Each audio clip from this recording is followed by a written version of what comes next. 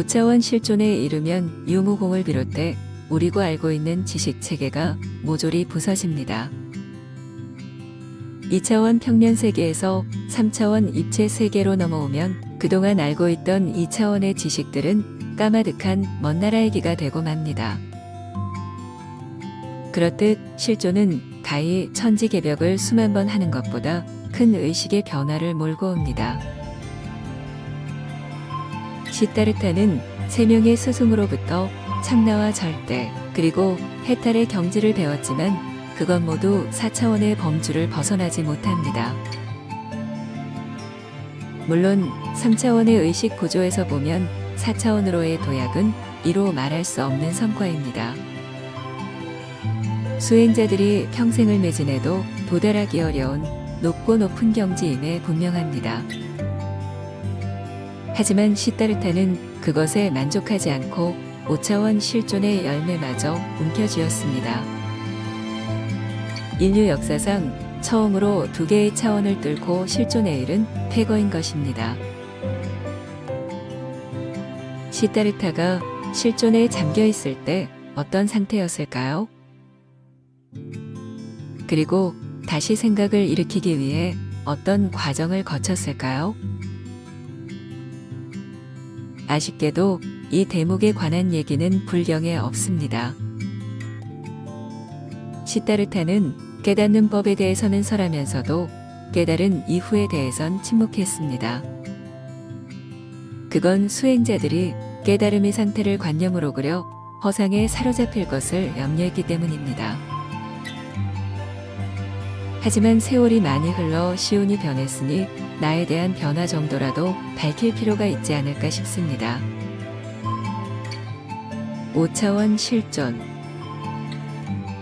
이 상태에서 사물을 보면 평상시와 다름이 없습니다. 보고 듣고 느끼는 감각의 형태는 깨닫기 전이나 동일합니다.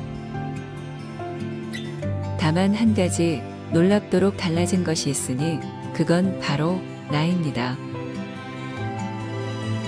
나가 있긴 한데 존재하는 모든 것 자체이기에 매우 모호한 상태에 놓여 있게 됩니다. 물론 실존에 몰입해서 보면 그것이 너무 당연해 일모의 의심도 내지 않습니다. 하지만 형이와의 관점에서 돌이켜보면 나는 참으로 막연하기만 합니다. 아무튼 실존이 나임에도 마치 원처럼 분명히 잡히지 않습니다.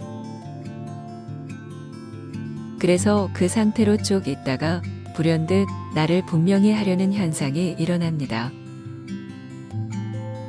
시타르타의 의식이 중생에서 붓다 쪽으로 향했던 것에 역행해서 이번에는 붓다에서 중생으로 거꾸로 흐르게 됩니다.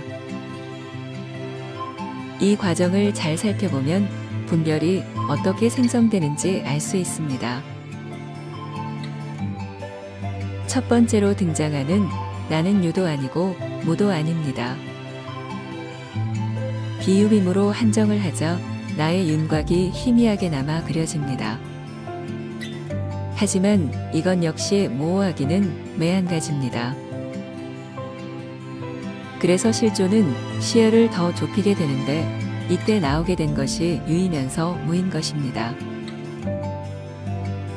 유와 무가 공존하는 형태의 나는 앞선 비유비무보다는 그럴듯해졌습니다.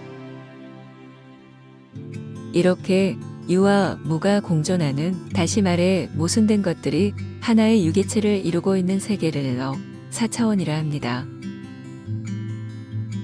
양자역학에 보면 소립자들이 상태 중첩으로 존재하는 기이한 현상들이 나오는데 바로 4차원의 질서에 편승한 때문입니다. 아무튼 오랜 수고 끝에 실존은 유와 무가 공존하는 형태의 나를 찾게 됩니다. 그런데 이런 형태의 나도 뭔가 찜찜한 구석을 지울 수 없습니다. 그래서 실존은 다시 한번 시야를 좁히게 되고 어느 순간 유와 무가 갈라져 어느 한쪽으로 결정된 세상이 펼쳐집니다. 바로 우리가 살고 있는 3차원 세계입니다.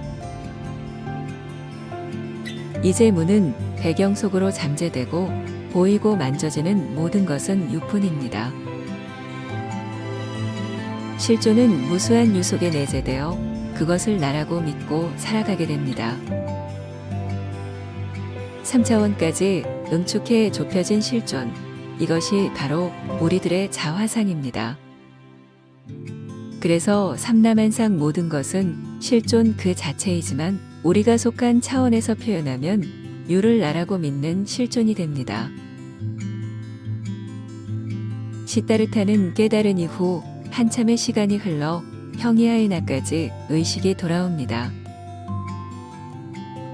이렇게 되면서 시다르타에겐 붓다나 중생의 구분이 완전히 사라집니다. 금강경에 나오는 아상, 인상, 중생상, 수자상이 없으면서도 있는 상태, 다시 말해 분별에서 자유로운 의식 상태가 됩니다. 시다르타는 이렇게 중생의 모습까지 회복해 분별과의 경계가 사라지면서 마침내 깨달음의 숙성 과정까지 마치게 됩니다. 그런데 시다르타는 분별을 마음대로 써도 머무름이 없어 괜찮지만 일반 사람들은 문제가 생깁니다. 실존이 나를 분명히 하는 과정은 매우 좋았지만 나에 너무 몰두하다 보니 원래의 상태로 돌아갈 길을 잃어버린 것입니다. 되돌아가려는 건 고사하고 나를 찾던 습성에 의해 계속해서 나를 더 분명히 하려고만 합니다. 잠시도 쉬지 않고 나에 관한 초점을 뚜렷하게 하려는 데서 온갖 번뇌망상이 일어나고 고해가 돼 버립니다. 자신이 실존임을 잊고 유인 나를 돋보이게 하려고 혈안이 되면서 중생은 생겨났습니다. 하지만 유인은 있는 법이죠. 유에 갇힌 실존의 일부에서 원래의 자리로 돌아가려는 움직임이 일어납니다. 바로 수행자들의 구도심입니다. 그런데 자세히 들여다보면 구도심에도 여전히 나를 분명히 하려는 욕구인 아상이 꿈틀대고 있습니다. 이것이 수행을 끊임없이 방해합니다. 수행을 통해 한두 단계의 성과를 얻으면 아상이 작동해 3단계, 4단계로 격상시킵니다. 아상은 너무나 교묘해 실존으로 복귀하기 전까지 왜곡을 멈추지 않습니다. 이렇게 나를 분명하게 하기 위해 작동하는 상대적 비교 심리를 총칭해 분별이라 부릅니다. 그래서 수행자는 필히 분별의 함정을 살펴야 합니다. 분별에 속으면 그 길로 수행은 멈춥니다. 특히 명패를 조심해야 합니다. 스승의 명패, 고승의 명패, 큰 스님의 명패, 각자의 명패, 붓다의 명패 등과 같은 온갖 허울 말입니다. 수행자들은 그런 것들에 손사래를 치면서도 마음 한구석엔 그것에 취해 우쭐하는 마음이 겹쳐져 있습니다. 사실 차기에 없는 것처럼 꾸미는 창만큼 큰 건 없습니다. 그래서 붓다 흉내를 내는 것보다 큰 분별은 없고 이래서 사이비나 마구니 소리까지 나오는 것입니다.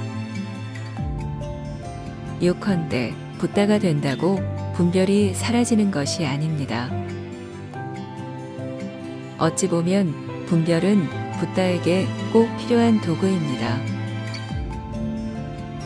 따라서 분별을 없애야 할 적으로 삼지 말고 분별을 관찰해 그것과 벗이 되어 보는 건 어떨까요?